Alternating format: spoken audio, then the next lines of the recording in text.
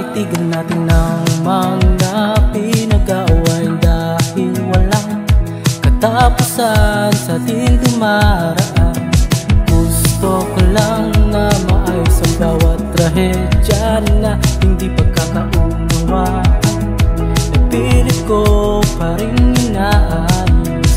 Maaari bang sumaya na lang nang walang inaasahan update?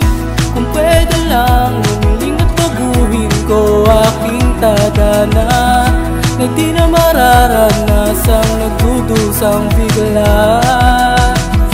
Malaya kong mararamdaman ang sabik ng iyong pagmamahal. Siguro kung hawak ko, hindi na ako mag-isip kailan.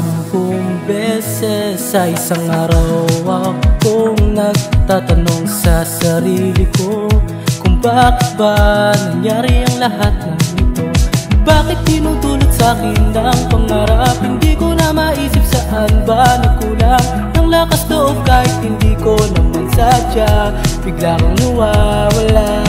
Maaari bang sumaya na lang nang walang inaasahan na sakit?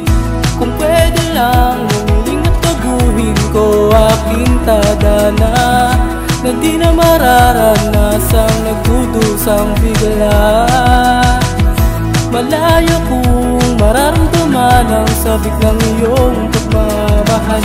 Siguro kung hawak ko, hindi na ako mag-isip kailan. Paano na kung di ka na bumalik?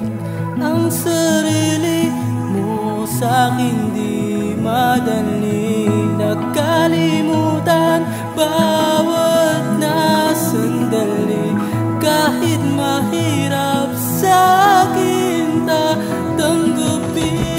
Kung pwede lang, lumiling at baguhin ko aking tadhana na di na mararanasang nagdudusang bigla.